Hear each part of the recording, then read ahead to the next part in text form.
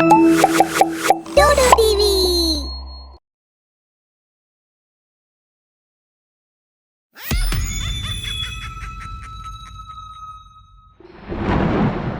பாதி நைட் முடிஞ்சு போயிருந்தது. ரொம்ப அதிகமாக காற்று வீசிக்கிட்டு மழை வந்துட்டு இருந்தது. கூட புயலும் அடிச்சிட்டு இருந்தது. இதுக்கு நடுவில் ஒரு சைலண்டான ரோட்டில் ரொம்ப ஸ்பீடாக கார் போயிட்டு இருந்தது. அவ்வளோ அதிகமான மழையை இந்த கார் ஸ்பீடாக எதிர்த்து போயிட்டு இருந்தது.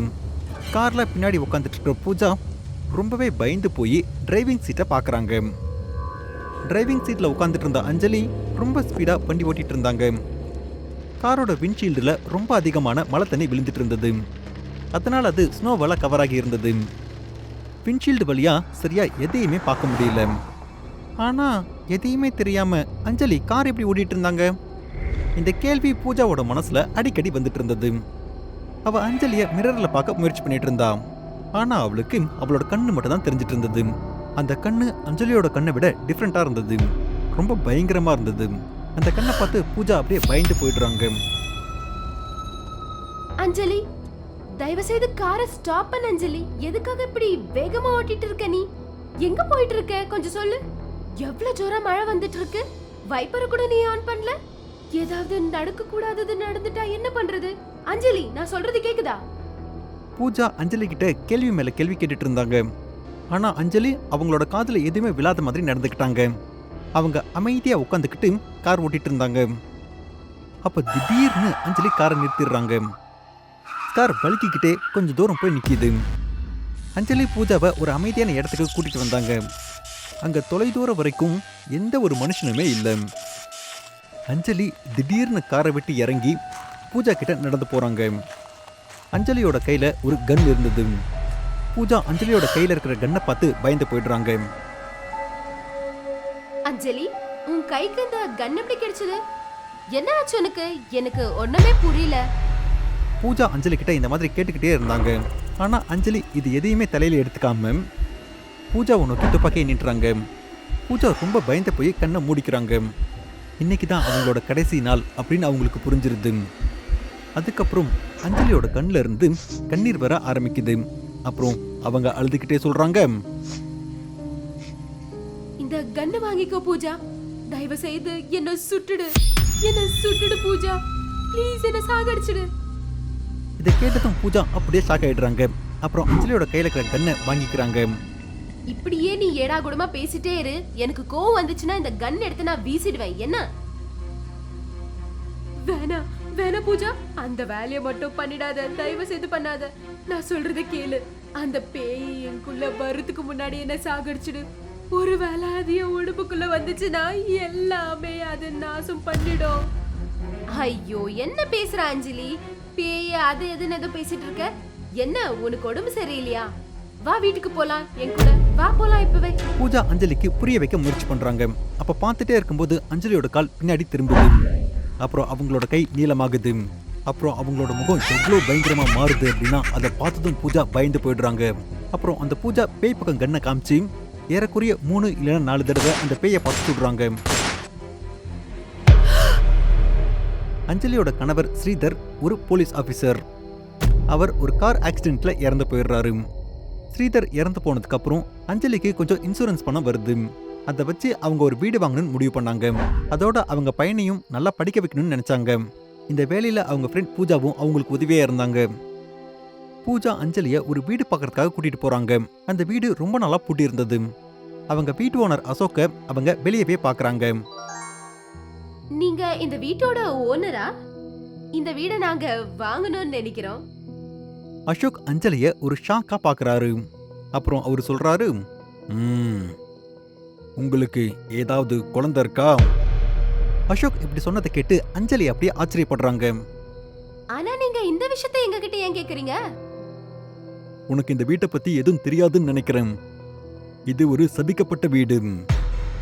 இன்னையிலிருந்து 10 வருஷத்துக்கு முன்னாடி சஞ்சய் மது அப்படின்னு கணவன் மனைவி இருந்தாங்க.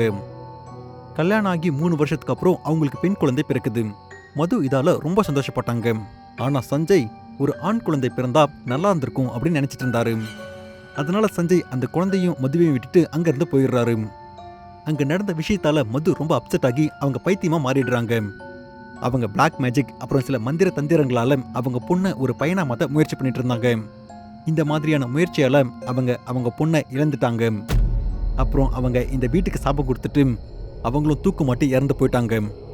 இறந்து போனதுக்கு அப்புறம் அவங்க ஒரு பயங்கரமான பேயா மாறிட்டாங்க. இன்னும் அவங்க இந்த வீட்லயே சுத்திட்டு இருக்காங்க. அன்னையில இருந்து இன்னைக்கு வரைக்கும் இந்த வீட்ல யாராவது பசங்களோட கூடி வந்தாங்கன்னா அந்த பேய் அம்மா பையன் 2 பேத்தையுமே கொன்னுடும். அதனால தான் நான் உங்களை எச்சரிக்கிறேன். ஒருவேளை உங்களுக்கு குழந்தை இருந்தா தயவு செஞ்சு நீங்க இந்த வீட்டை வாங்காதீங்க.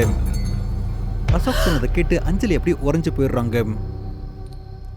பூஜா, வா நம்ம இங்க இருந்து போலாம். இந்த வீடு எனக்கு தேவையில்ல. என் புருஷன்கிட்ட இதை பத்தி நான் சொல்றேன். என் பையனை பலி கொடுக்கறதுக்கு எனக்கு இஷ்டம் இல்ல. ஐயோ அஞ்சலி, இந்த காலத்துல கூட நீ இதெல்லாம் நம்புறியா? சும்மா ஏதாவது கட்டிட்டு கதை சொல்லிட்டு இருப்பாங்க இவங்க. அதெல்லாம் நீ நம்ப தேவையில்ல, சரியா? அவன்கிட்ட நீ பொய் சொல்லிடு. அதுவும் இல்லாம இவ்ளோ செம்மையான வீடும் அதுவும் இந்த காஸ்ட்டுக்கு கிடைக்கிறது கஷ்டம்.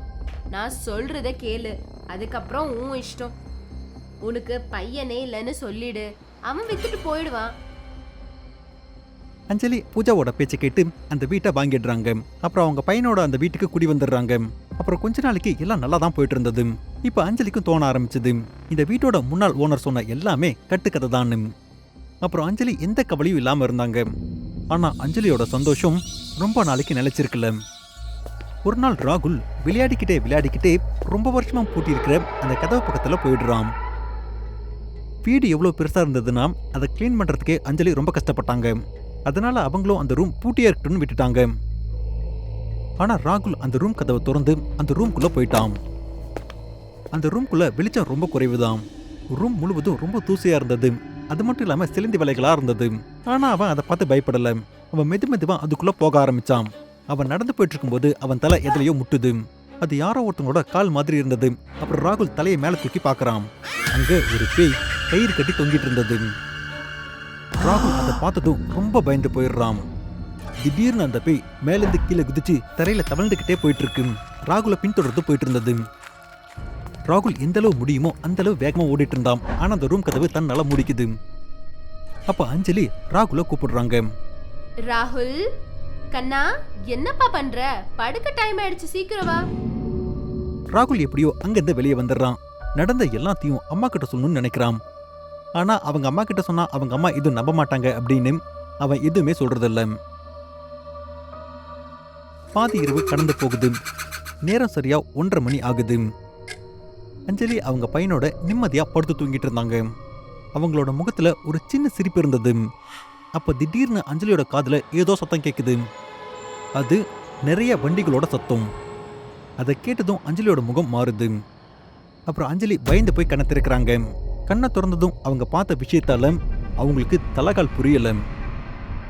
ஏன்னா அஞ்சலி அவங்க வீட்டை விட்டு ஒரு ரோட்ல படுத்துட்டு இருந்தாங்க. இது எப்படி நடந்துச்சுன்னு அவங்களுக்கு ஒண்ணுமே புரியல. அப்புறம் அவங்க அங்கிருந்து எந்திரிச்சு அவங்க வீட்டுக்கு போறாங்க. வீட்டுக்குள்ள போய் அவங்களோட பெட்ரூமுக்கு போறாங்க. அவங்க உள்ள போனதும் பாக்குறாங்க. பார்க்கும்போது அந்த பயங்கரமான பேய் அவங்க பையன் பக்கத்துல நிக்குது. அந்த பேய் ராகுலோட கழுத்துக்கிட்ட அதோட கையை எடுத்துட்டு போகும்போது அஞ்சலி அவங்க பையனை காப்பாத்துறதுக்காக அந்த இடத்துக்கு ஓடி போறாங்க. உடனே அந்த பேய் ராகுலோட பெட்டு கீழே போய் ஒளிஞ்சுக்குது. அஞ்சலி பயந்து போய் அந்த பெட்டு கீழே குனிஞ்சு பாக்குறாங்க. அந்த பேய் தவழ்ந்துக்கிட்டே பெட்டு கீழே இருந்து அஞ்சலி நோக்கி வந்துட்டு இருந்தது. வந்து அஞ்சலியோட உடம்புக்குள்ள போயிடுது. அஞ்சலி கொஞ்ச நேரத்திலேயே அவங்க சுயநினைவை இழந்துடுறாங்க. ஏன்னா அந்த பேய் அவங்களோட உடம்புக்குள்ள இருந்தது. அஞ்சலி அவங்க பையனை முறைச்சு பாக்குறாங்க. அவங்க மந்திரத்தால ஒரு கத்தியை வர வச்சு அவங்க பையனை அவங்க கொல்ல போகும்போது அவங்க பையன் ராகுல் திடீர்னு எழுந்துடுறான். அம்மா, என்னாச்சு? உங்க கையில ஏன் கத்தியெல்லாம் வச்சிருக்கீங்க? அவங்க பையன் சொன்னதை கேட்டு அவங்க சுயநினைவுக்கு வந்துடுறாங்க. அவங்க நிலைமையை பார்க்கும்போது அவங்களுக்கு ஒரு விஷயம் ஞாபகம் வருது. இந்த முன்னாள் வீட்டு ஓனர் அசோக் சொன்னது எல்லாமே உண்மைதான். அந்த பேய் இவங்களோட உடம்புக்குள்ளேயே போய் இவங்களோட சொந்த பையனையை கொல்லணும்னு நினைக்குது. அஞ்சலி அவங்க கையில இருந்த கத்தியை கீழே போட்டுட்டு உடனே அவங்க காரை நோக்கி ஓடி போறாங்க. அப்புறம் அவங்க போன் எடுத்து பூஜாவுக்கு கால் பண்றாங்க. அப்புறம் பூஜாவை கூப்பிட்டுக்கிட்டு அந்த அமைதியான ரோட்டுக்கு வந்துடுறாங்க. இப்பதான் பூஜா அஞ்சலியோட தலையில 3 தடவை சுட்டுடுறாங்க. பேயா மாறி இருக்கிற அஞ்சலியோட தலையில சுட்டது அஞ்சலிக்கு எந்த ஒரு பாதிப்பையுமே ஏற்படுத்தல. அப்புறம் அது பூஜாவை நோக்கி வந்து பூஜாவை அப்படியே கொன்னுடுது. அப்புறம் அந்த பேய் அப்படியே காணாம போயிடுது. 2 நாளைக்கு அப்புறம் போலீஸ் அஞ்சலியோட வீட்டை இன்வெஸ்டிகேஷன் பண்ணாங்க. ஆனா அவங்களுக்கு அந்த வீட்டில் ராகுலோட டெட் பாடி தான் கிடைச்சது. அப்புறம் ஒரு ரூம்ல தூக்குல தொங்கிட்டு இருந்தாங்க. அஞ்சலி அப்புறம் ராகுலோட சாவு நிரந்தரமா ஒரு மர்மமாவே இருந்தது.